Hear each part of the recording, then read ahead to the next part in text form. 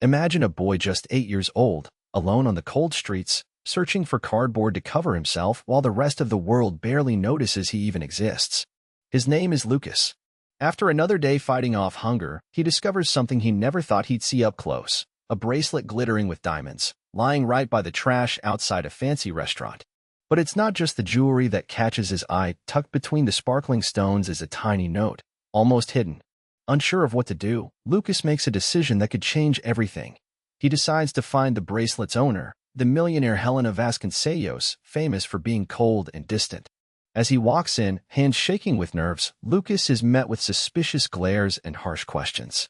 But what nobody expects is that, when Lucas finally hands over the bracelet and the note, Helena freezes. A devastating secret is there, ready to turn her world upside down. What could that note possibly say? And why does someone so unemotional feel so shaken by a boy she's never met? Stay with me, and watch how the truth can change lives forever. You know when the cold feels like it seeps right into your bones? That's how Lucas felt that night.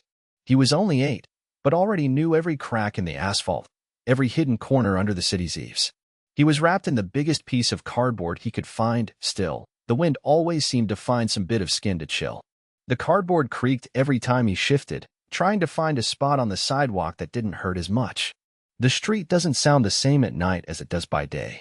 There are still cars rushing by, people with places to be, but at night it's different. The world goes quiet, just the distant engine of a bus, the odd lost horn, footsteps hurrying past, too scared to stop. Every now and then, there's a whiff of pizza or fried pastry from some expensive place, but it always disappears fast, replaced by the smell of garbage and old rain.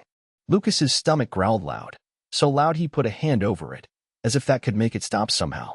He looked up, searched the sky for stars, but the glare of the street lamps turned everything dull and lifeless. He missed his mother, missed her so deeply it hurt even more than the cold did. He remembered the stories she used to tell before bed, but now there was no lap to curl into, no stories, just the echo of her voice in his mind. Hang in there, my boy. Everything passes. You have to be strong. Lucas pulled the cardboard tighter, trying to hide his skinny legs from the biting wind.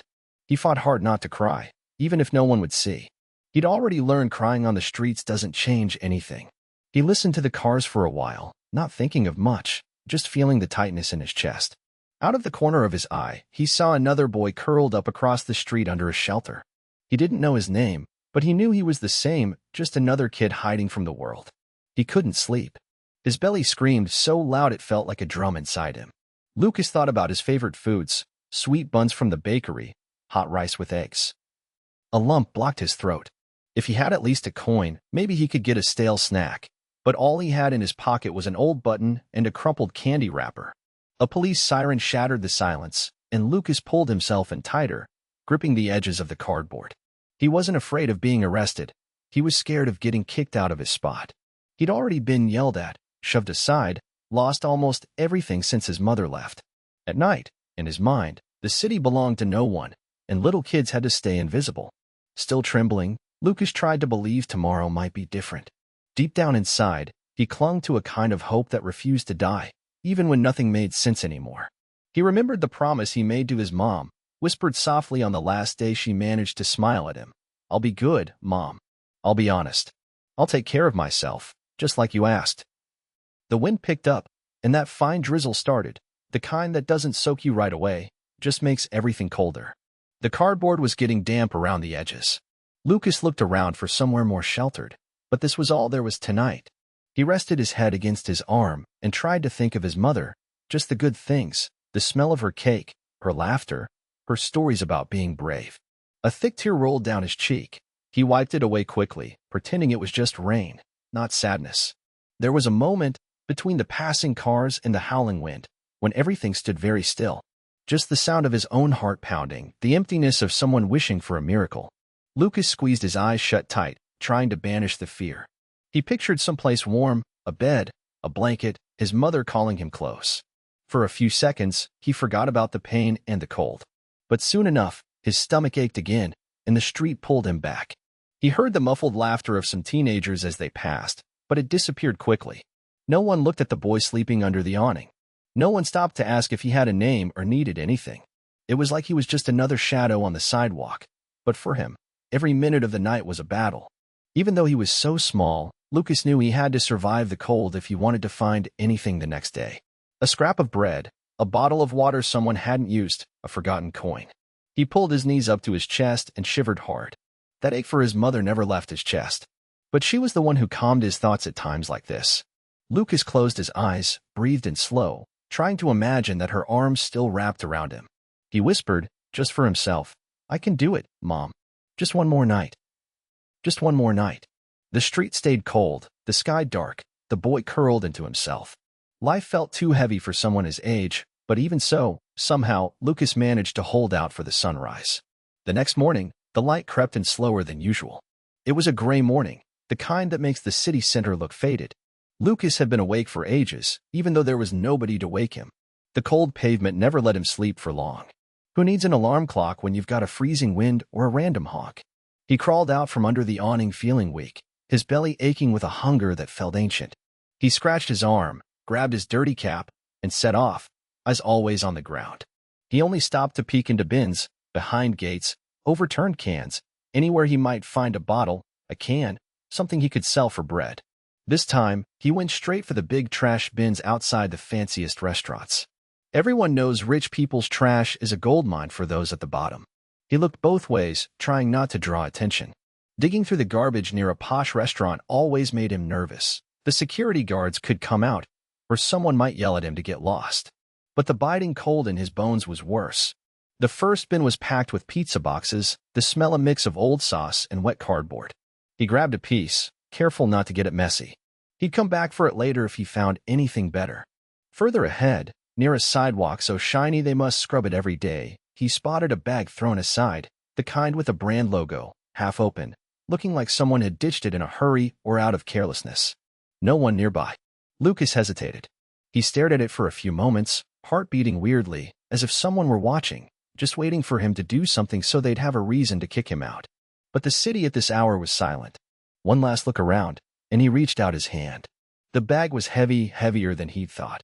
He slid his finger through the strap to check if anyone was looking. Nobody. The zipper made a noise. He opened it, expecting maybe some food, forgotten coins, even some old documents. But the first thing he saw was a strange glint, bright, blinding almost. It was a bracelet, but not one of those colored plastic ones. This one sparkled, each stone shining a little differently, like tiny stars. He almost dropped it. He wasn't used to finding things so valuable. It looked like something straight out of a soap opera, something untouchable people would wear. For a second, he just stared at it, feeling the weight of it in his small, dirty hand. His heart pounded, as if everyone could hear it. He thought, is this real? No one just forgets something like this by accident. But there it was, in the trash, gleaming like it was meant just for him to find. He touched the stone slowly. Even though he'd never held real jewelry before, he could tell it was different. It was cold, heavy, spotless, nothing like the world he knew. Made of grime, paper, torn-up plastic bags. And what if there was an alarm? What if someone was looking for it? He felt afraid. Afraid of the police, afraid of being blamed, afraid of ending up somewhere he didn't belong. His nerves knotted in his stomach. He wanted to drop it, but couldn't.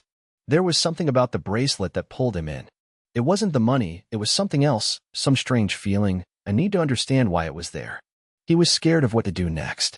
Lucas had never stolen anything, and he was proud he could tell himself that. He remembered his mom saying, if it's not yours, you don't touch it. But what about when it's thrown in the trash? He wanted to just hide it and pretend he never saw it, but he didn't even know where to stash it. It was too big for his torn pocket. Not to mention the fear someone might notice and take it or worse. He stood there, frozen, his fingers trembling. The wind whipped colder across his face, waking him up. As he thought, he noticed something different on the bracelet. Looked like a folded piece of paper, wedged between two stones. He nearly opened it right there, but decided to wait. Still, the curiosity was about to burst inside him. What could be in that note? Was it a secret, a message from someone important? The silence pressed in. Across the street, a luxury car drove by, slow. The driver didn't even glance his way. Lucas clenched the note and bracelet in his hand, sweat mixing with the icy cold. He had no choice now. He needed to find out who the owner was. He looked again at the sparkling stones, thinking no one would believe him if he told them. A street kid finding a bracelet like that. Anyone would assume he'd stolen it. But something inside him insisted he do what was right. He took a deep breath, closed his hand tight around the stones. Decided then and there, he wouldn't sell it or hide it. He would try to find the owner. He didn't know how, where, or who it would be, but he was set on it. He scraped up what courage he had, took his cardboard to shield his arm from the cold, and tucked the bracelet into the least ripped pocket of his pants. He walked on, glancing side to side, whispering a prayer that nobody would hassle him. It would be a long journey to find the owner. But now, alongside the cold and hunger, he carried a strange new hope, a chance to hand over something precious, to prove to himself he could be honest even with the world set against him. As he went, even the city's sounds seemed to change. Car horns faded, the wind cut deeper, people hurried by even faster, each with their own problems he'd never really understand. But Lucas felt the weight of what he held. It was just a bracelet, but to him it felt like so much more. Suddenly, on an otherwise ordinary day, he'd found a piece of another world, and maybe, just maybe, a way to show his mother, wherever she was, that it wasn't just the cold that shaped who he was. Lucas was still crouched by the trash bin, gripping the bracelet in his hand. He couldn't stop staring at how the stones sparkled, so clean, so impossibly beautiful in that dirty place, where everything stank of leftovers and neglect. But there was something else, something different. A sliver of paper, neatly folded, wedged between the cold stones of the bracelet. He took out the bracelet carefully, almost as if he might break something pricey by accident. It took him a while to pull out the paper. It was stuck by the clasp. His hands trembled, not from the cold, but from nerves. It felt like he'd uncovered some hidden secret, something important, and it scared him. Lucas kept wanting to look around, half expecting someone to swoop in and take it from him. The paper was already getting dirty from his hands stained from a life without a bed. He unfolded the note, slowly. It was tiny, barely crumpled, and the handwriting was that of a child. He recognized it instantly, because it reminded him of when he still had notebooks and pencils at school, before it all fell apart. It was that clumsy, oversized writing of someone just learning to form words. He felt something tighten in his chest. His hands squeezed the paper as if something might escape. He tried to read, but his eyes blurred. Maybe it was the sunlight, maybe exhaustion, maybe just the fear of understanding a message not meant for him. He forced his eyes. More silence all around. Only the sound of a bus braking in the distance, hurried footsteps, people going about their lives without noticing an 8-year-old hunched on the sidewalk. The note was short, too much space between the words. Lucas murmured aloud as he tried to read, almost soundless, for Mommy. I love you. From Sophia. Don't forget me. He felt something split open inside, a longing for his own mother that nearly swallowed him whole. He remembered her face, her hand stroking his hair on the hardest nights. His heart clenched, because that don't forget me could have been him writing to his mom. It could have been any child who only asked not to be left behind. Lucas stayed there, still. His body was small, too skinny, swallowed up by a tailored coat he found in a dumpster the other day, huge on him, but it blocked the cold and kept grown-ups from looking too closely. Now the cold felt different. It was a chill of anguish, the ache of being lost mixing with the pain of someone who's never had to miss a thing. He thought about just putting the bracelet back into his old bag. He could pretend he never saw the note, never read it, that none of it was his problem. But that was impossible, because when he read for Mommy, it felt as if he'd been given a mission. Like someone was trusting him, even without knowing who he was. The sun caught the stones on the bracelet, making them gleam in a sad way, so out of place. Lucas rubbed the metal, thought of his mother's scent, the soft lullaby she'd sing during rainy nights when he was afraid. Everything heard in the streets, the cold pavement, the biting wind, the quick glances of people pretending not to see. Now the pain was different, knowing another kid wrote that note. A Sophia. And maybe her mom didn't know where she was, or Sophia didn't know where her mother was. The tiny note fluttered in his hand as a truck rumbled past, leaving everything cloaked in black smoke. Lucas tried to picture Sophia. Maybe she looked like him. Did she miss someone too? Was she crying when she wrote it? Maybe she was lost like him, hungry somewhere else in the city, holding back her need for a hug. He gripped the bracelet tightly, as if he could protect it from anything. The crumpled note wasn't just a scrap. Now, to Lucas, it was almost a prayer. He no longer knew if he should keep it, sell it, return it, or just walk away. He knew whatever he chose would bring pain to someone. This time, it wasn't just his. His eyes filled with tears, and he tried to hold them back. Crying here was dangerous. Other kids could show up, take his find, laugh at the way he looked. Lucas tucked the note into the inside pocket of his coat, close against his chest, feeling the cold paper against his thin skin. He didn't want to forget the words, "Don't forget me." He whispered it softly, trying not to sob, "Don't forget me." Time crawled. The wind whipped harder through the street, carrying away plastic bags and hurts no one could see. His stomach growled. All Lucas could think about were those 4 words. On every corner, behind each lit window, he saw mothers with children, people going in to eat.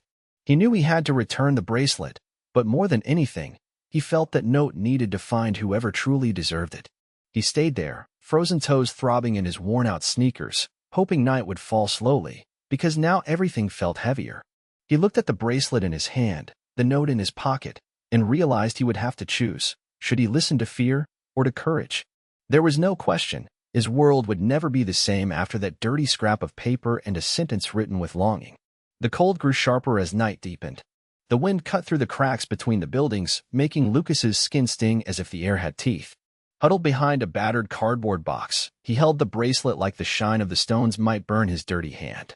He kept staring at it, under a flickering yellow lamplight that gave no warmth at all. His hunger ached, stomach twisting, his whole body sore. But now, alongside the hunger, something else was growing in his chest, heavy and unfamiliar. Was it hope or fear? He couldn't tell. You know that heavy silence, only broken by the distant rumble of cars? That was it, plus the sound of his own teeth chattering. He opened his hand slowly, afraid to breathe too hard, afraid the bracelet might drop and vanish in the dirt. When he brought it into the light again, the bracelet seemed to scream at him. "You've never seen anything like this before, have you, boy?" It was true. Jewelry of someone important, people who never even glanced at him in the street. His body demanded food. His mind calculated how many warm meals, hot showers, or blankets that bracelet could buy. Normally, Lucas never let himself make those kinds of calculations. But now it was impossible not to. He imagined a plate of rice and beans, even a bit of steak. Maybe a pair of new sneakers, or a jacket that could truly block the wind. He even dreamed of becoming invisible, because with money, maybe he could disappear off the street, sleep in a real bed for once. But then, without meaning to, his mother's memory hit him. So strong, so clear he nearly turned around, half expecting to see her sitting beside him like she did on nights when they pretended the world was lighter. He remembered her eyes, full of suffering but still somehow full of faith. And her voice, always soft but piercing. "Son, do the right thing.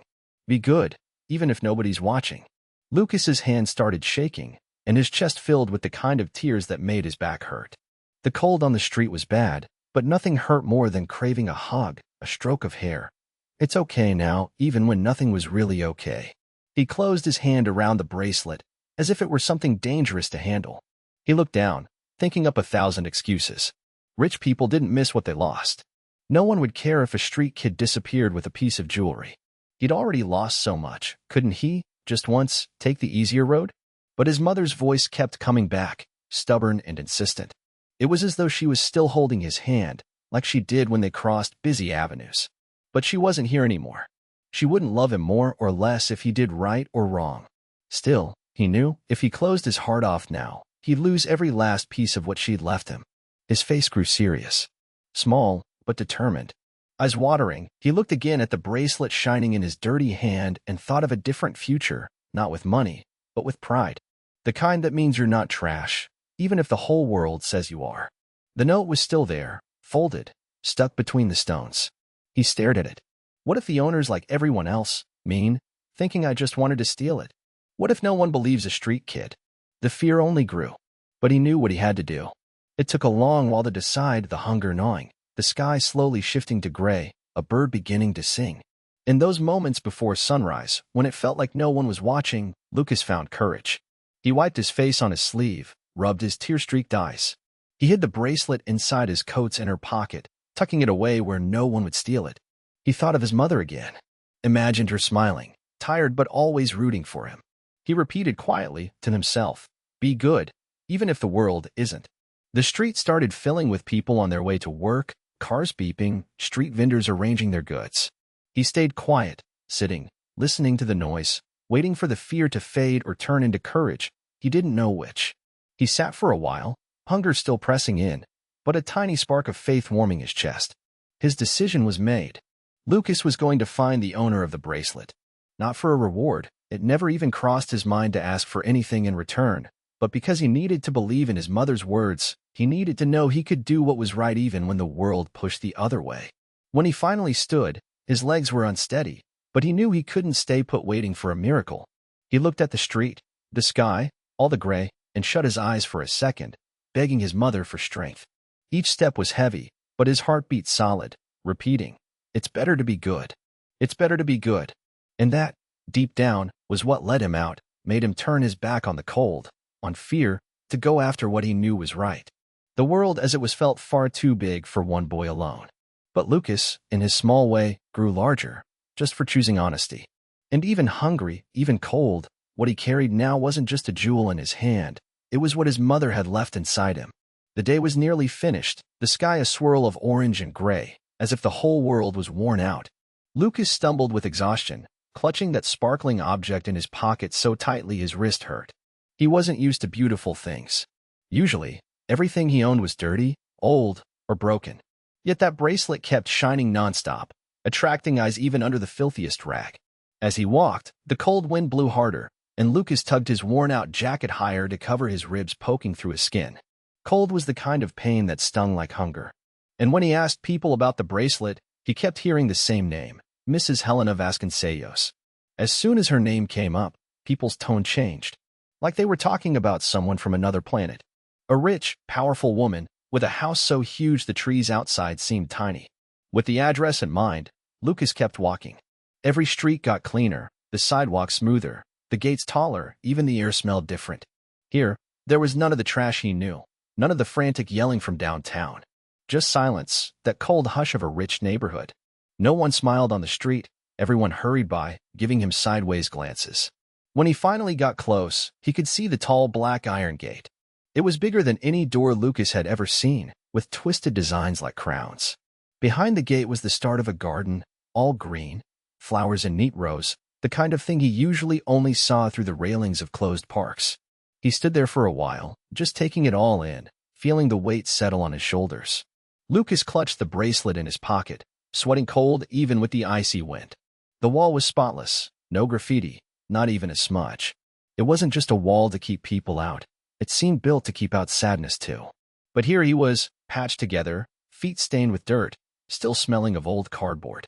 He cried on the inside, because he hated being there like that. But it was the only way. He remembered his mother's voice again, almost a whisper. "Do what's right, Lucas, no matter what people say about you." With his heart racing, he approached the intercom. It was high up. He had to stand on tiptoe to reach it. He was afraid of dirtying the button with his fingers, so he wiped them on his pants before pressing. The chime was so loud that he jumped. Then he waited. It took a while. From somewhere inside, he heard footsteps. The gate had those slits you couldn't see through properly, but soon the shadow of someone appeared. A strong man, shirt neat, expression stern. He asked what Lucas wanted, looking at him like he was a lost dog. Lucas didn't know what to say. His mouth was dry. He managed to take the bracelet out of his pocket, but he was so nervous he almost dropped it. The silence grew heavy. The man just stood there staring, barely blinking, while Lucas held out the bracelet, his hand trembling, as if it might vanish from his fingers. For a moment, Lucas thought about running away. It was the kind of place he should never have reached. But something kept him there. Maybe it was the note tied to the bracelet, maybe it was missing his mother, or just the courage of someone who'd lost so much they weren't even afraid of what might happen anymore. He looked straight at the security guard, his face burning with shame. The gate opened just a crack, and Lucas saw two more men inside, all of them serious. They whispered, glanced at him again, and one of them laughed, a little mocking. He asked, "What are you doing here, kid? This isn't a place for you." Lucas didn't answer, just closed his fingers tighter around the bracelet, feeling the cold metal. The garden scent was strong, nothing like anything he knew. Here, the world seemed safe, but not for him. Meanwhile, the mansion at the end of the drive gleamed under the last rays of sunlight. The windows were huge, everything sparkling. It looked like a fairy tale house, but for Lucas it just made him nervous. He imagined what it would be like to sleep in a warm bed, on a soft pillow, behind a closed window, not needing to hide from the rain and the screaming every night. His chest ached at the thought. The guard's voice was gruff when he returned. "If you stole that, you'd better give it back now, before we call the police." Lucas swallowed, wishing he could disappear. He was scared. But he looked the man in the eye and murmured, "It belongs to the lady here. I just want to return it. There's a note. I found it in the street." He knew people never believed him. Everything he said was questioned, as if being poor was some kind of proof of bad intentions. Even so, he waited. His fear was so great it made his body tremble, but pride kept him standing. Inside the gate, someone moved the curtains on the second floor. A woman appeared behind the glass, her hair tied back, glasses gleaming. She looked out quickly, suspicious, before vanishing back inside. It felt to Lucas like her gaze had gone straight through him, making him feel even smaller. He didn't know it, but that was Helena. And even from a distance, she already felt a chill of worry. The waiting seemed to drag on forever. Lucas stared at his dirt-stained hands, trying to hide them behind his back. The cold felt sharper now, biting at his face. He was hungry, too. The smell of food drifted from somewhere deep inside the house, a sweet scent that made his stomach growl loud enough for everyone to hear. Embarrassed, he stared at the ground, remembering when he still had meals, when his mother was alive, back when the world was simpler and less painful. At that moment, the fancy gate was more than an iron barrier. It was the line between everything Lucas never had and everything that might have changed his and his mother's lives. Still, standing there alone, he felt braver than he seemed. He clung to the shine of the bracelet like it was the last thread of hope he had left. The minutes dragged so slowly it felt like hours. For a moment, Lucas thought about giving up, turning around, going back to the streets, to the cardboard blankets, to his usual invisibility. But he stood his ground, even shaking, even scared. It's strange how sometimes a gate can be the end of the world for one person and the beginning of everything for another. Lucas took a deep breath, feeling the weight of his whole life on his shoulders, determined not to let this chance slip away. He'd been standing there a while now. The morning chill clung to his skin, his stomach ached with emptiness, but he hardly noticed anymore, not like before. What hurt most was that huge gate with shining bars, and the two men in suits on the other side, watching him with scorn so sharp it felt like a knife. He held the bracelet half hidden in the pocket of his dirty pants, feeling the cold stones rub against his fingers. He could hardly believe the thing was real jewelry. The weird shine, it could have been from another planet. The folded paper tucked alongside was creased now from being squeezed so tight. The taller guard stepped forward, arms folded, rolled his eyes. He clicked his tongue and snapped. "Go away, kid. There's no handouts here. Get lost." The younger one didn't even try to hide his disdain. He laughed, that kind of laugh that makes you feel anger deep in your gut. He pointed at Lucas's worn-out sneakers, his torn hoodie, the grime on his face. "Did you hear me, kid? You're not even supposed to be near this gate." Scram. Lucas felt his cheeks burn. He wanted to disappear right there. But he glanced at the bracelet in his pocket, thought of his mother, and took a deep breath. He couldn't give up. He tried to explain, voice barely above a whisper. "I don't want charity. I found something important. Belongs to a lady here. I just want to give it back." They traded looks. The older man huffed, already impatient, barely looking Lucas in the eyes, as if he were garbage by the curb. He stepped closer, bringing a strong smell of cologne mixed with cigarettes. "Trying to pull a fast one, huh, Brad? Gonna rob Mrs. Helena now, is that it? Leave before I call the police. You hear me?" Lucas felt something strange inside, shame, anger, sadness all mixed together. He wiped his face, but only smeared the dirt more. He looked down, but didn't leave. He couldn't. His hand closed even tighter around the bracelet, almost hurting. Time seemed frozen. Out there, you could hear the hum of cars a long way off, horns blaring now and then. It was starting to drizzle again, that fine mist that makes your hair heavy and your body colder still. Lucas shivered, but didn't move. He wanted to explain better, but no sound came out. His throat clenched. Every time he tried, the words just vanished. The guards were a wall, blocking even the air. He could barely breathe. The younger one went on, jabbing a finger at Lucas's dirty face. "You want me to call the cops for real? Didn't you get it? Go. Beat it, kid." Lucas couldn't remember the last time he'd felt so small. So many nights sleeping on the street, so many doors slammed in his face, yet this gate, this one hurt in a different way. It was like it said, right to his face, "There are places you'll never belong." He thought of his mother, heard her voice in his head, soft and distant. "Be honest, Lucas. Even when it's hard, even when no one believes you," he wouldn't leave without trying once more. He took a deep breath, summoning strength he didn't know he had. He walked up closer to the gate, slid his arm through the bars, and showed them the bracelet. His thin hand trembled from cold and fear. He spoke louder, hoping someone inside might hear. "Mister, this bracelet isn't mine. I found it on the street. I know it's important. There's even a note stuck to it. I just want to give it back." The older guard glanced at the bracelet, his lips curling in mockery. "Just toss it in here, if you didn't steal it. Go on, before your beggar's face makes me lose my patience." The other guard wouldn't let up. He grabbed his phone, threatening to call the cops. He even pretended to dial a number, staring hard at Lucas. Seeing the boy, with that stubborn courage, only irritated them more. Lucas's heart thudded. He knew if he just handed the bracelet over, maybe they wouldn't give it to its owner. Maybe they'd sell it, who knows. This time, he wasn't going to fall for it. He stood there, arm outstretched, his eyes pleading. Shame burned in his stomach, a hot twist, almost like hunger but different. He could feel the tears coming, but he held them back. He wouldn't cry, not here, not in front of them. Not again. He stood in that crushing silence, hearing only the guard's heavy breathing, and from far off, the patter of rain on the pavement. A cold wind passed, hit Lucas's thin face, made him close his eyes for a second. Right then, he almost lost hope. He thought about leaving, giving up, dissolving into the streets again. But then he felt the paper with the bracelet in his pocket, remembered his promise to return it, no matter what. He just wanted to be heard. Wanted to do the right thing, like his mother had taught him. But standing at that iron gate, body shaking, soul worn out long before his 8 years, it felt like the world was made only of walls too high for a small boy to climb. Inside the mansion, everything seemed built to push people like him away. The floor gleamed, the walls were lined with giant gold-framed portraits, stern faces, no one smiling. The air was cold, smelled of strong cleaning products, nothing like the street smell Lucas was used to. From atop the stairs, behind a glass wall, Helena watched, silent.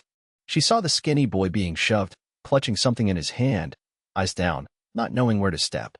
She didn't say a thing, just watched. Her face was stony, emotionless, but in her eyes, she tracked every movement on the camera, waiting to see if he was just another scammer trying to get something from her. But there was something about the way Lucas tried to explain, even surrounded, that made Helena stand up in her office and ask, in the same steady tone, "Let the boy in."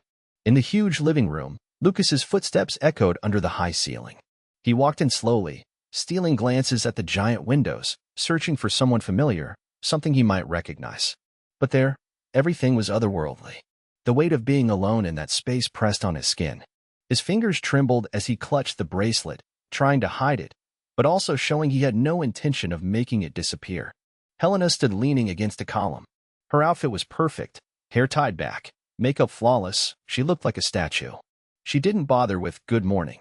Her eyes traveled Lucas up and down, pausing on every stain of his pants, the ripped sleeve of his hoodie, his worn sneakers. Her stare hurt, making it clear to the boy, "You don't belong here." Lucas swallowed hard.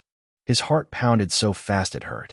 He didn't know what to do with his hands, whether to look at Helena or at the marble floor. He wanted to get it over with, but everything was absence and silence. Helena spoke, her voice icy, blunt. "What do you have there, boy? Why are you here?" He felt his eyes well up. He didn't want to cry here. He wouldn't cry. He took a shaky breath, wiped his nose on his sleeve. He didn't answer right away, just looked at the bracelet, his eyes filling but refusing to let a tear fall. He needed to say he just wanted to give it back, that was all. But the words knotted in his throat, as if he'd forgotten how to talk to rich adults. He thought of his mother, her calm way, the night she'd tell him not to take anything that wasn't his, no matter how hard it got. Helena waited, her face hard. There was even a hint of impatience, like she was running late for something, but beneath it, maybe she was more unsettled than she wanted to let show. Every second that the boy took to answer only made her curiosity swell, even as she kept her face cold. Lucas looked again at the bracelet, noticing the folded paper between the shining stones under the chandelier's yellow light. He had no idea how much it was worth, but knew it belonged to someone rich. His dirty hand made a stark contrast. He felt shame, but also an enormous desire, at least this once, to be heard. Outside, a hint of traffic could be heard, but in here, time stood still. Lucas's stomach rumbled softly. He prayed Helena hadn't heard, but with such silence, nothing passed unnoticed. Helena looked at his shoes again, then into his eyes, searching for his story in the way he stood there, nervous, but almost defiant. The boy closed his eyes for a second, breathed in deep. Helena crossed her arms, leaning further into the column, still showing no sign she'd move closer. She seemed to be holding herself back, testing, "Do you really deserve my attention? Or do you have some sob story?" On Lucas's face was a mix of fear and hope. He wondered if explaining again would matter. Was it going to be like when he begged for bread at the bakery and was told to disappear? But here he had a chance, a small one, but it was all he had. Helena's manner was harsh, but it was clear she was taking in every second of what was happening. Her gaze, even from a distance, was sharp, catching every detail, the boy's posture, his tone, even how his hand shook. At the same time, there was something in her, an old sadness hiding deep in her eyes, as if all of this was heavier than she'd ever let on. Lucas tried to speak, voice barely above a whisper. "I'm not here asking for anything, ma'am." The words came out sounding more like a plea for help than an explanation. Helena pressed her lips together, as if holding back a memory or her temper. The seconds that followed seemed longer than any cold night Lucas had spent on the streets. He could smell food from somewhere deep in the house, the warmth he never found on a soaked cardboard mattress. He thought of his mother's eyes and how she'd hold his hand before everything fell apart. He ached to run, but couldn't. Helena stepped forward, just one step. There was a nervousness about her, but also impatience to get it over with. She looked at the bracelet, diamonds glittering, then back at the boy. Her brow furrowed, as if she couldn't begin to understand why a street kid held something worth more than his whole lifetime. In that silence, full of things left unsaid, Lucas knew he had just one way out, the truth, even if it hurt. And Helena, for a moment, let a piece of her icy facade slip. Her gaze, so used to commanding, now begged, "Just say it.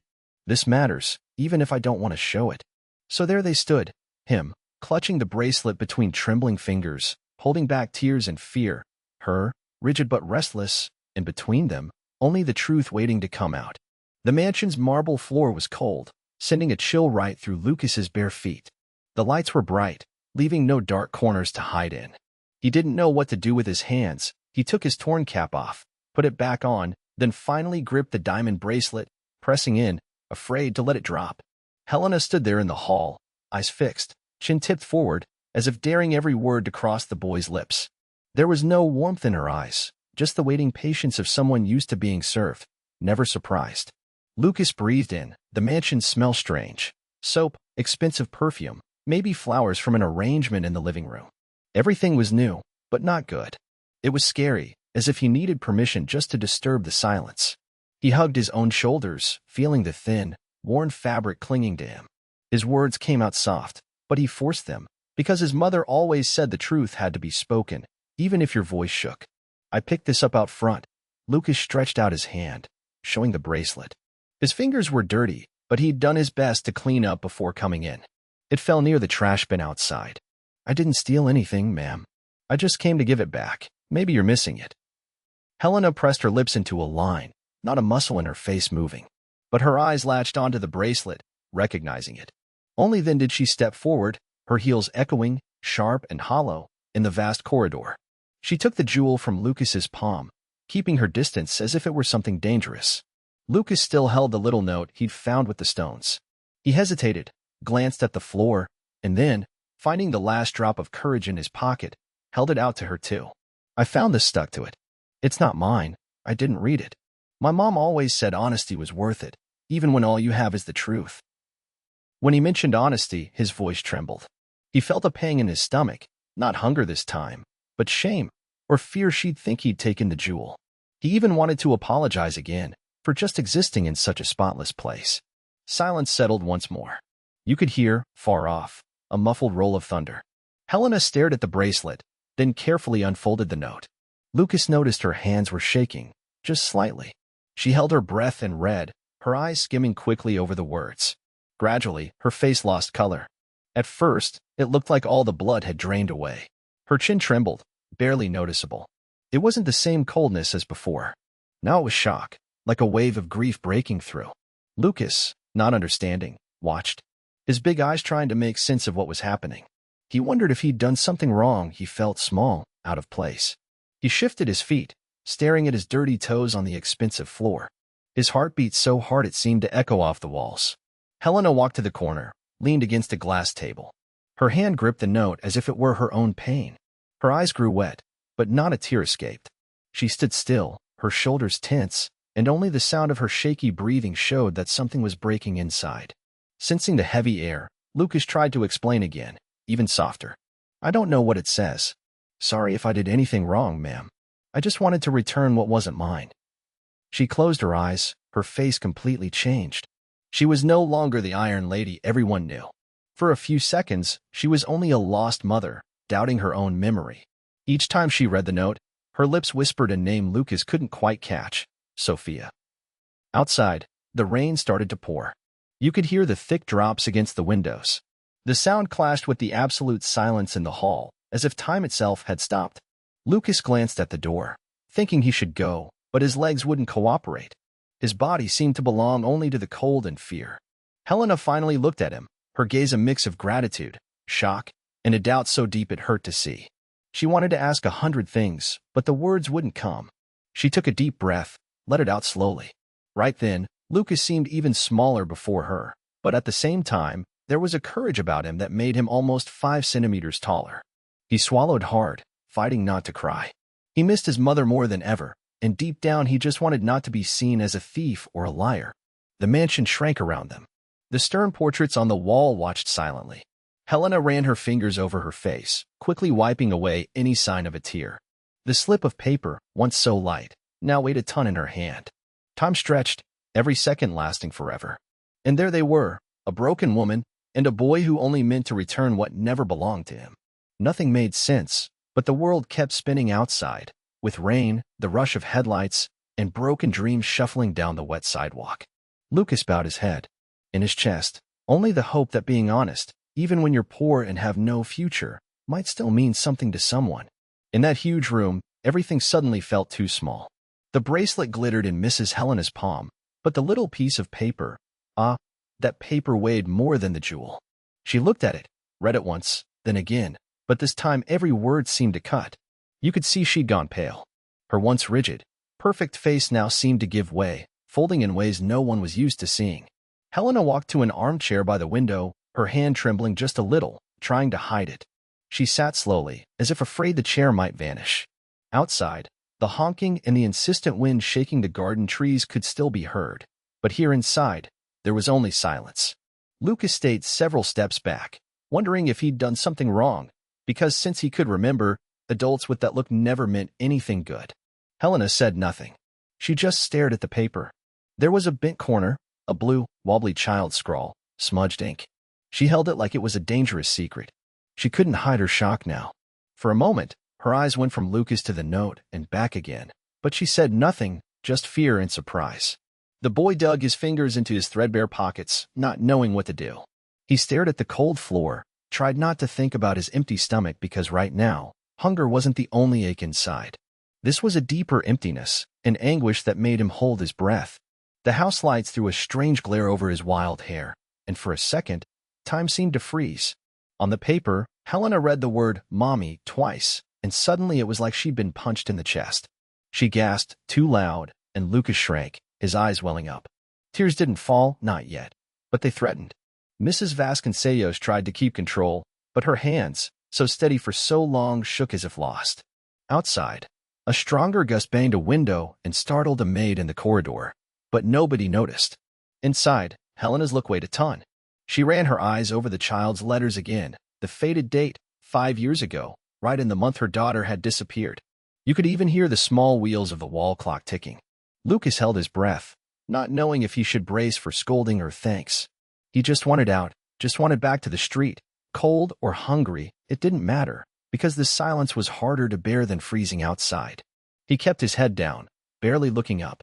He tried to read those adult features, all that tangled feeling, also strange, but sensed something serious was happening. On the other side, Helena bit her lip. For a long moment, she shut her eyes as if bracing against a wave that might carry her away.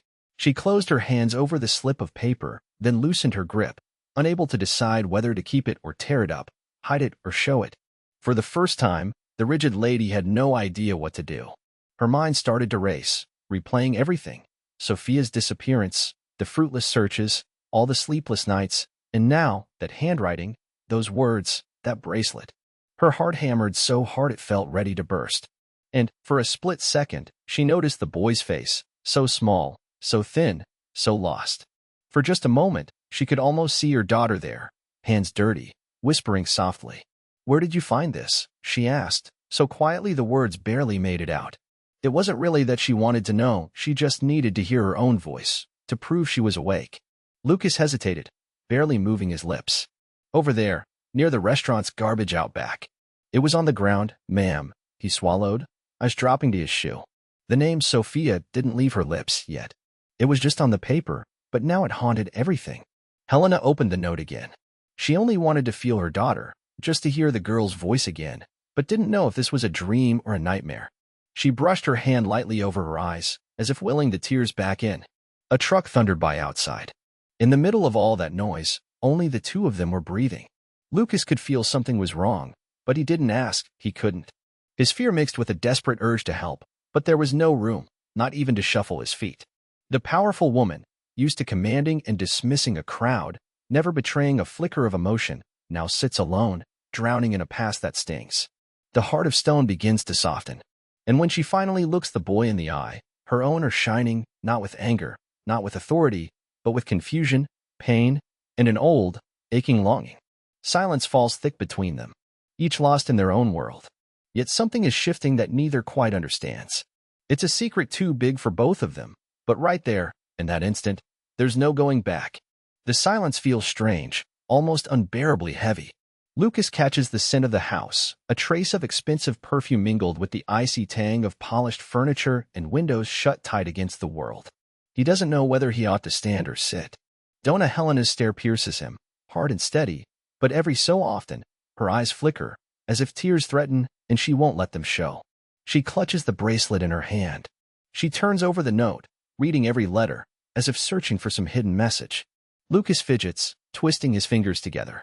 He glances down at his grimy fingernails, tries to hide them, thinking how ashamed his mother would be to see him here, looking so dirty. Finally, Helena speaks. Her voice is nothing like the rich people Lucas has heard. It isn't harsh, it doesn't command. It shakes, like glass rattling in the wind. "Where did you find this?" Lucas swallows hard. His stomach growls so loud he fears she'll hear. He waits a second before answering.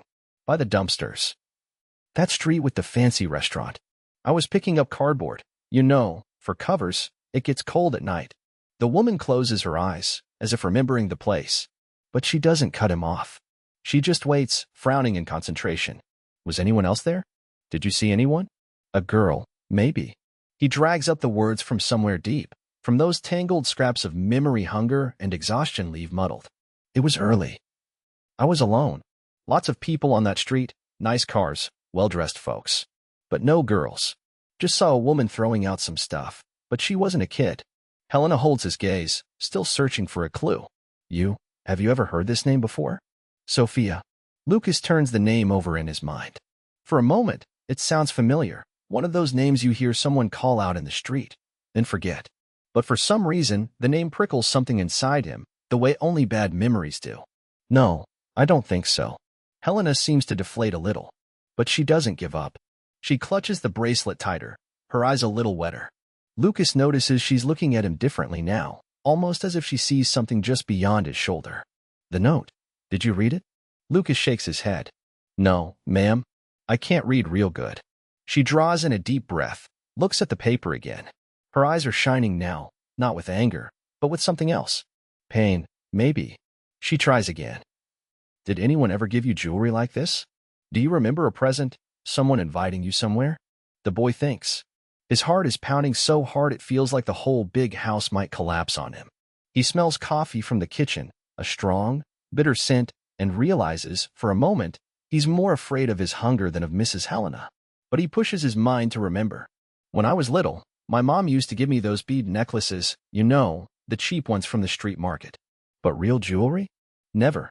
The questions keep coming, dates and names getting jumbled together. Helena asks if he remembers the hospital his mother went to when she was sick, if he remembers the day everything changed. Lucas closes his eyes. Pictures jumble up. A hand gripping his hard, a voice saying it was going to be okay. But it wasn't. Then a mattress under the bridge, a cold night, people walking by without a glance. The crying, then silence. No dates, only feelings. "I can't really explain, ma'am. I just remember being cold, hearing my mom breathing heavy, and people talking about adoption. But no one took me. I was on my own." Helena presses her lips together. Now her eyes look like entire worlds, filled with questions. She doesn't know whether to come closer or pull away. Lucas senses, just a little, that she wants to be stern, but can't. The living room clock ticks loudly, and Lucas notices for the first time just how quiet the whole house is. No kids, no laughter. A weight settles in his chest, not just his own, but almost as if that woman carries a huge emptiness, too. Her next question is softer, nearly a whisper. Lucas, do you remember anyone calling you son? Or anyone calling you Sophia? The boy looks at her, feeling guilty for making her sad, but not really sure why. He can't tell if sadness is love or just emptiness. He shakes his head, uncertain. Don't remember. I don't think so. Helena's brow furrows. Her eyes are lost on the floor, as if she's trying to piece together fragments that no longer fit.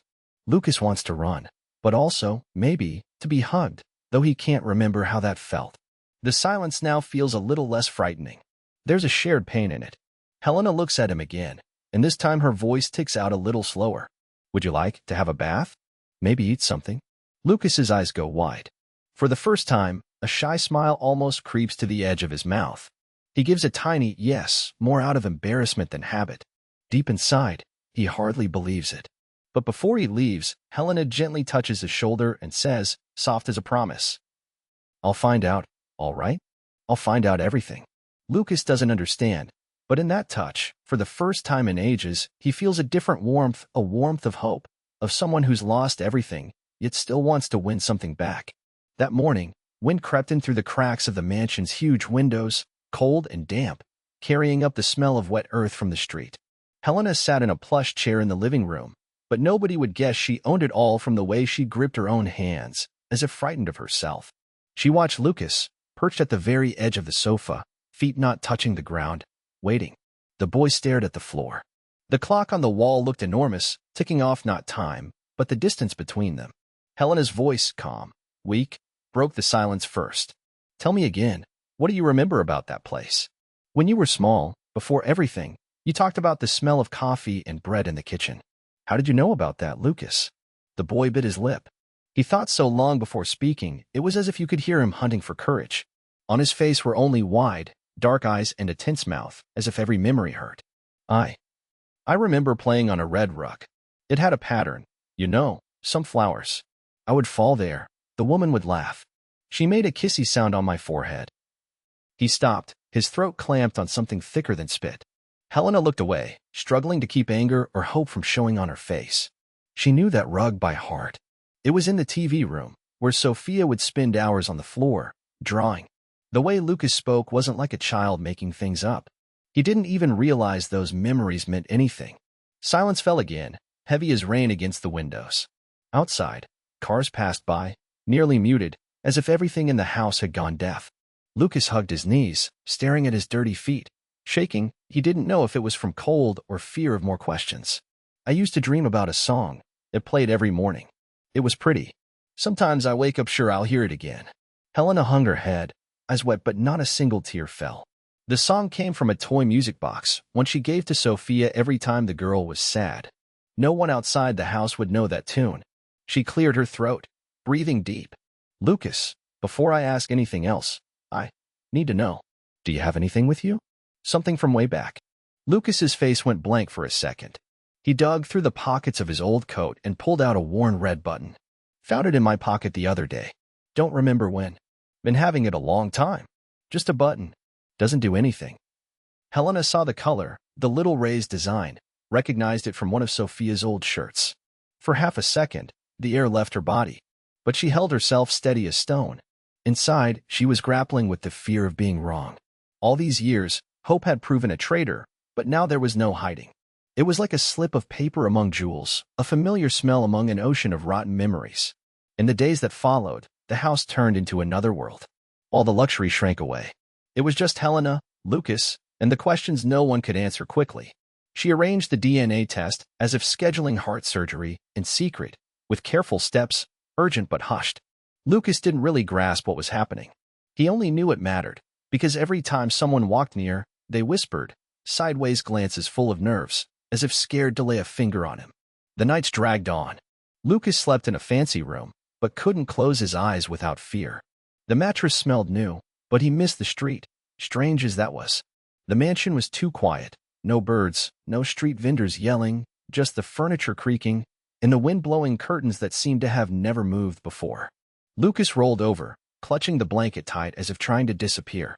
His stomach ached, not sure he deserved the kind of food they served here. On the street, any scrap was a feast. Here, dinner came with sparkling cutlery. Lucas ate slowly, glancing around, as if someone might scoop him up and throw him out any minute. Helena, on the other side of the wall, couldn't sleep either. She ran her hands up and down her arms, pacing in the darkness. The dates all seemed to line up. The boy's voice reminded her of Sophia's, the way he answered shyly. The way Lucas fingered the red button, like someone clinging to old secrets. Helena replayed it all, her daughter's disappearance, guilt for not searching harder, fear of finding her only to hurt more. Over and over, she'd ask herself, what if it's him? What if I was wrong all these years? How did I let this happen? Hope and despair tangled like water and oil. Sometimes she hated the hope most of all, because it hurt more than uncertainty ever did. The test was finally done. Lucas stared, letting them draw his blood, pretending it didn't hurt.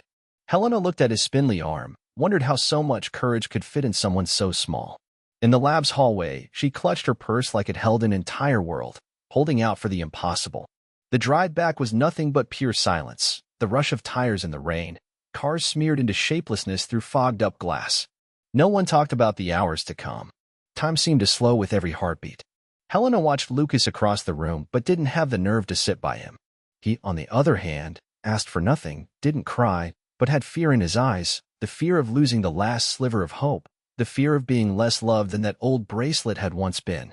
It was only 2 days, but it might as well have been months. The clock kept marking the time, every tick louder and the charge quiet. Every corner of the house was full of waiting in silence, as if hope and doubt had thickened the very air. At last, the envelope sat on the table, next to a forgotten coffee cup and a napkin crushed so tightly it bore the marks of Helena's fingers. She stared at the envelope, unblinking, as if it might bite her, or spit up 5 years' worth of sleepless nights. Somewhere outside, you could hear the faraway hum of cars, a lost honk here and there. But inside, everything was muffled. No clock, not even a whisper from the staff. It felt like the whole world was holding its breath. Lucas perched on the edge of his chair. Feet barely brushed the floor, his thin hands clenching the hem of his battered shirt, his gaze glued to the pale wood beneath. For the first time in ages, he didn't want to run, didn't want to hide. He just hoped it'd be over soon, but in the same breath, he hoped it would never end, terrified of what that paper would say, clutching to the dream he'd clung to all his life since the first day he knew what it was to miss someone. The doctor opened the envelope slowly, with the practiced carefulness of someone who's been present for scenes like this 1,000 times, yet never quite this one. This wasn't just another test result. It was the line between family and loneliness. Helena stood rigid, one hand on the back of the chair, steadied as if holding herself back from falling. When the doctor read the result, the words came out barely louder than a whisper, as if afraid to wake ghosts. The silence tightened, heavy as fog. In plain view, Helena's face seemed to collapse, eyes wide, mouth trembling as she tried to breathe. She looked smaller somehow, as if all her strength had pooled onto the floor, abandoned like the jacket slipping from her shoulder and forgotten beside the chair. The staff exchanged glances. No one knew whether to leave or stay, whether to help the lady of the house who'd never needed anybody. But Helena didn't notice their eyes. She walked over to Lucas, dropped to her knees in front of him, dignity or status be damned. She took his hands that were cold, skin thin and covered with little scrapes. Helena searched them, memorizing every line, every bitten nail, every small finger that was hers, but not, at least not for the last 5 years. It's you. The words rasped out, almost breaking in the air. Lucas opened his mouth as if to say something, but only sobbed. It wasn't loud crying, not forceful. A muted little gasp, the sort kids make when afraid too much noise might get them tossed out again. Tears streaked down his thin face, dripping onto his ripped jeans. His body trembled, not from cold, though maybe that too, since the house was so big and chilly it stung in his bones. But mostly from fear. Fear of not knowing, of losing before even having a chance to hold on. Helena squeezed his hands again, tight, as if wanting to pull all the pain from him and shove it into herself. She buried her face in her own arms and wept the way she did that first night without Sophia. But this was different now. Pain and joy all at once, the crushing weight of guilt for not searching harder, for perhaps not loving enough to stop things from going so wrong. Lucas looked at her, his eyes red, pupils huge. For a second, he wanted to snatch back his hand, out of habit. It felt weird to hand off his pain to a stranger, to an adult, worse still, a mother he didn't really know, maybe hadn't even wanted to know. But exhausted, he let her. He rested his forehead in Helena's hand and shut his eyes. She felt his small head, and without thinking, stroked the tangled, thin hair, something she hadn't done since rocking Sophia as a child, lulling her to sleep. The scent of the street mixed with a faint trace of childhood swept Helena back to a past she'd never allowed herself to lose. Her throat burned, and the crying was both freed and trapped at once. The doctor slipped out quietly. The staff followed. In the listening room, it was only the two of them. The clock resumed its ticking, but for them, it was as if the world had paused for that one silent embrace. Both were lost in thoughts, fear, guilt, longing, hope. Now what? Lucas thought of his foster mom, the good woman who'd cared for him, briefly, as a child. He thought of her hug, remembered what she'd say, that an honest boy always finds a home, one way or another. He'd always dreamed of a mother, but now it was different. He didn't know if he wanted all this luxury, this enormous house. He only wanted not to run, not to be hungry, not to be afraid of falling asleep with both eyes closed. Helena, who was used to cold meetings, figures, contracts, stood there, soft, unmade, helplessly wondering what life would be now. Time that had been stolen, no birthdays given, no skin knees bandaged, no goodnight kisses. She was swamped by a guilt that money could neither buy nor erase. Wrapped in her own arms, Helena wept for this boy, for herself, for all the years fate snatched away without asking. And she promised herself, even in silence, that she wouldn't let go of this hug. Now, she was determined to discover what it really meant to be rich, even if she had no idea how. Lucas let the tears come, and felt that they didn't burn as badly as the last time he cried alone on the street. Maybe because, finally, somebody saw them. And more importantly, somebody wanted to see. They stayed like that, for minutes or hours, who could tell? The world's clock was no use for the kind of time that passes as two hearts try to recognize each other after so much separation. Outside, day crept on, slow. The wind shivered the garden trees, making sounds like whispers from a sad past, but also promises for the future. Inside that huge room, for the first time in years, there was no distance between Helena Vasconcelos and the unknown boy. Only love, the most painful and simple way of all. In those first days after the news, it was as if each corner of the house spoke louder than the people themselves. Lucas, padding softly down the corridor, barely making a sound on the polished floor, eyed everything with suspicion. He had never known so much silence at once. It was like a movie set, not a place for real, living people. The house was too big, too clean. Even the smell was strange, a little sweet, a little cold. It wasn't the smell of the street, not of rain, not of that damp cardboard he'd slept on for so long. Helena worked to hide her nerves, but anyone paying attention could see it in the way she clenched her fingers, hunched her shoulders, fiddled with her wedding band. Her face was almost always serious, but tiredness haunted her eyes, mixed with urgency, as if something inside her demanded immediate answers. But at moments like these, with Lucas hovering in the living room doorway, all folded in on himself, it looked as if she'd forgotten how to be a mother. Maybe she had, after all. She offered food, but Lucas eyed the plate as though it was a test. He poked at noodles with his fork, sniffed before tasting. He was afraid to ask for more, ashamed in case he didn't like it. Sometimes Helena tried to start a conversation, asking simple things, if he liked soccer, if he wanted juice. Lucas answered softly, nearly a whisper, always darting glances sideways, dodging her gaze, used to a world where no adult's affection could ever be trusted. One night, the cold battering the windows and rain banging heavy against the glass, Helena decided to try something else. She climbed the stairs slowly, her heels echoing off the walls, holding an old book in hand. She stopped at the bedroom door of Lucas's room, now. It was beautiful, spacious, walls a soft blue, a bed that looked like it belonged in a hotel. Lucas slept curled up on one edge, as if still guarding some little space all for himself. Helena stood for a while, watching that scene. The boy, quiet, wide-eyed, unsure if he was allowed to lie down or supposed to wait for permission. Lucas, she called softly, almost as if asking for permission herself. He turned his face slowly. "Would you like me to read you a story?" she asked, holding up the book. He didn't answer right away, but he didn't say no either. Just pulled the blanket up to his chin. Helena sat on the side of the bed, adjusted the lamp, and opened the book. Her voice started off stiff, awkward. Gradually, it softened. It was a silly story about an owl who just wanted some friends.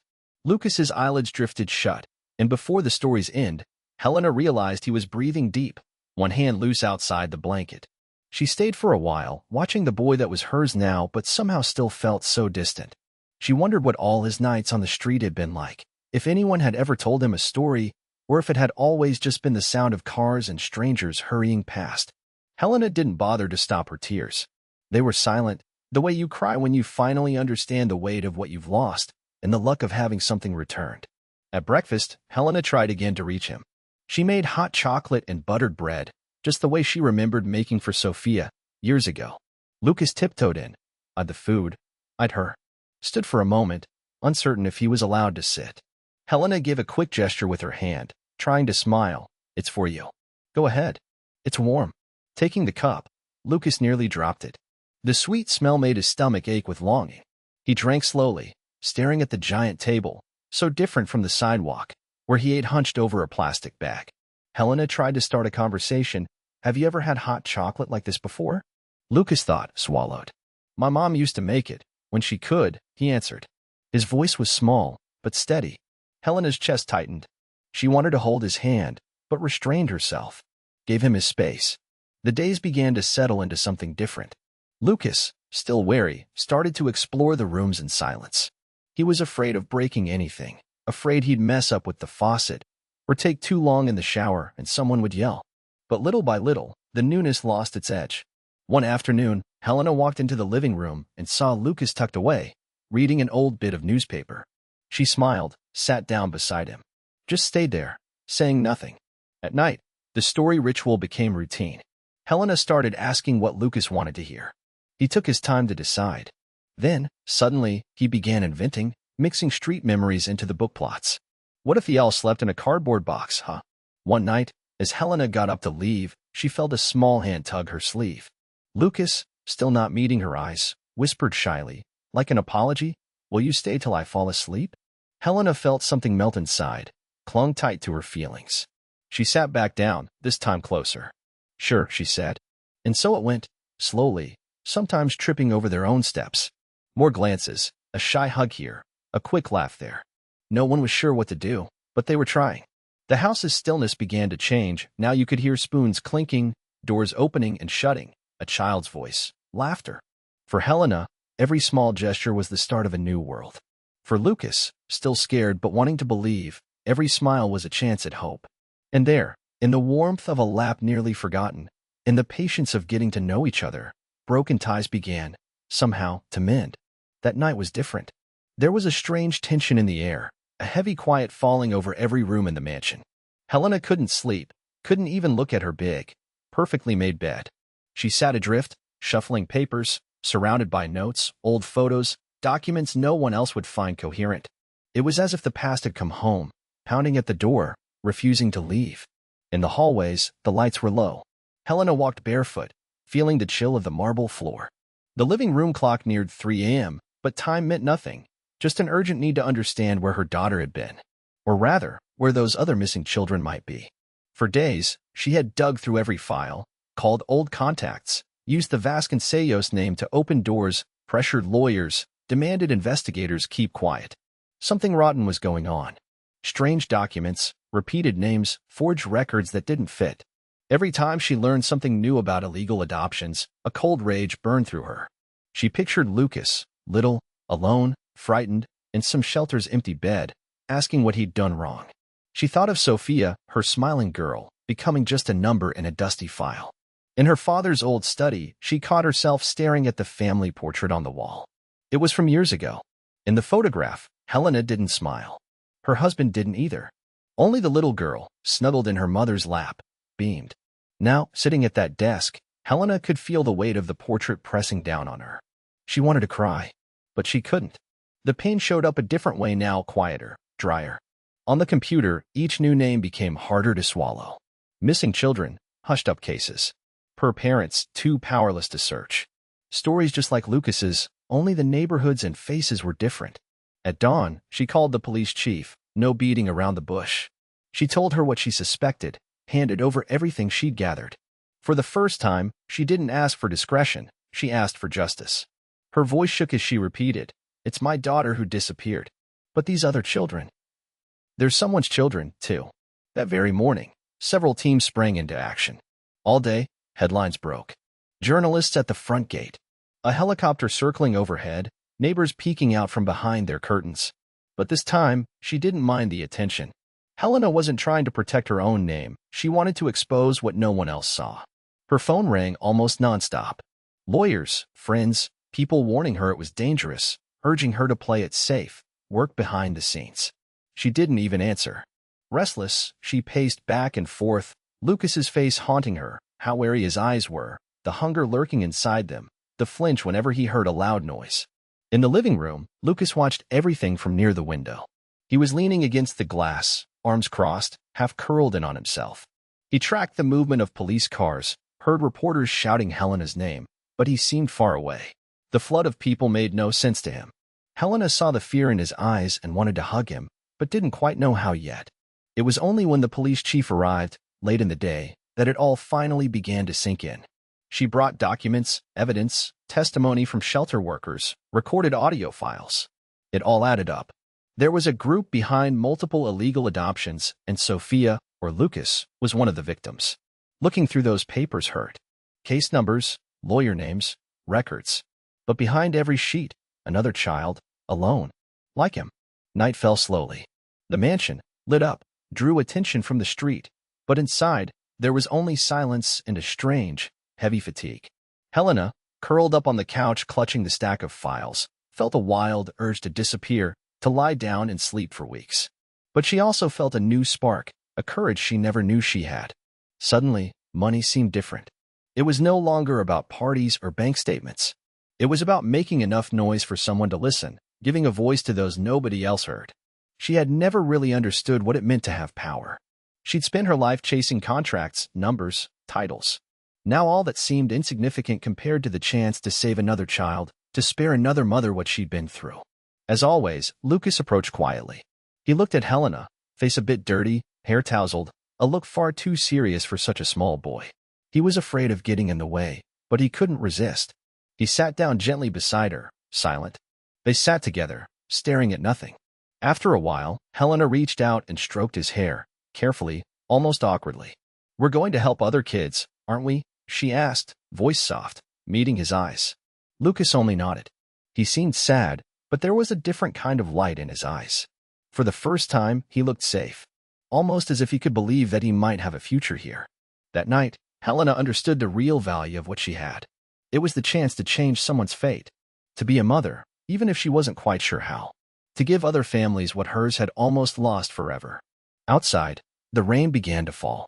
It pounded hard against the glass, muffling all the city's noise. The world could be cruel, but there in the stillness of the living room, a promise was born, to use everything she had to fight for justice.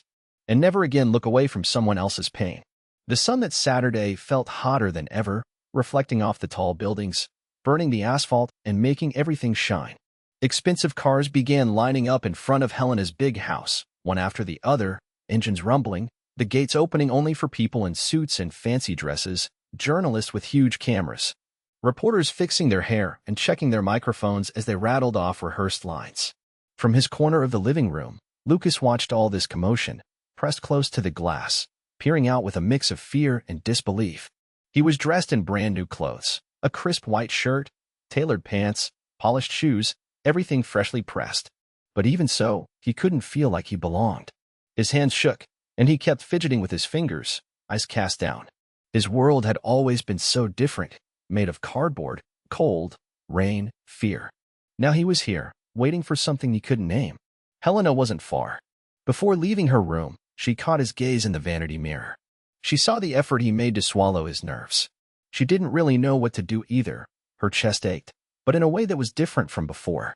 Fear, pride, an overwhelming urge to protect. All that old coldness seemed to have melted away. In its place, a nervous tenderness. She wiped away a stray tear before anyone noticed, took a deep breath, and looked at Sophia's portrait, her daughter's toothy grin, the same gaze as Lucas's. Time does cruel things, but sometimes it gives back, if you're lucky. When the living room clock chimed 10, the room hushed. The guests formed a kind of corridor, everyone waiting, whispering. Some looked at Lucas with curiosity, others with suspicion. The camera flashes started going off, blinding and making everything feel even more unreal. Helena descended the stairs slowly, feeling the weight of every step. She went to Lucas, knelt down in front of him, and took his hand with a gentleness he didn't know yet, but was already starting to want forever. Her smile was open, even if her eyes were shining with tears. "Ready, son?" she asked softly, shamelessly using the word. Lucas just nodded, hesitating, but his shy smile slipped out. The way he gripped her hand tightly meant more than any ruby could. Together, they crossed the room, Helena with poise born of years in the spotlight, but with something else in her eyes this time: pride, courage, and a mother's wary fear. Lucas walked slowly, each step unlike anything he'd ever felt.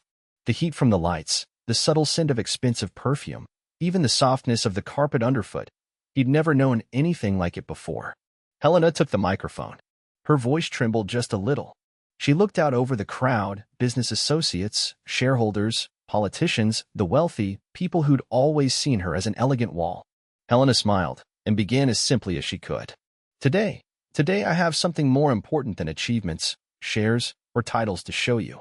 She pulled Lucas close, draping her arm around his skinny shoulders. "This is Lucas, my son, the true heir to what I value most. From now on, everything I build will be not just for him, but for every child who, like him, had their life stolen and deserves a new beginning." For a moment, the room was silent. This wasn't the kind of announcement they had expected to hear. But the pride, the way Helena trembled and smiled, soon swept through the crowd. Some people cried quietly, a few trying to hide tears behind their glasses. Lucas faced all those people, and, not quite sure what to say, pulled a crumpled piece of paper from his pocket. It was an old, handwritten letter he'd kept, written with the shaky penmanship of someone who's known hunger, but never lost hope. "It was my mother who taught me," he said, his voice low but firm, "that we can't hide the truth or take what isn't ours. That being honest is everything, even when it's all you have to give. Today I have a family again, and I want to help others who are walking alone, like I did." Right then, Helena announced what the new project would be: a shelter for homeless children, named after her lost daughter, Sophia. She explained the house already had a space, a team of teachers and psychologists, hot meals every day, and even a room for each child. No more mattresses on the floor, no more cardboard beds. She read the tip line aloud for anonymous reports, and the reporters rushed to jot down every detail. Lucas realized his heart was pounding like a drum, strong, happy, scared. He had never felt important. Suddenly, he was a symbol of something he didn't really understand, but he knew it was good. When Helena finished, she knelt down and hugged him tightly. He pressed his face into her shoulder, breathed in her perfume, and let himself cry, a quiet, relieved kind of cry. Outside, not a single child could hear the hope-filled silence within those walls. But in that room, Lucas's life had turned upside down from what it had once been. Now, he looked at the future with less fear. The hands so used to carrying cardboard now smoothed his new shirt, just to check that it was all real. As the applause echoed, Helena turned to her son and whispered, so only he could hear, "I'll never let you go again, okay?" And Lucas nodded, with that half-crooked smile that only those who've suffered truly know, like someone coming home after being lost, all winter long, out in the cold.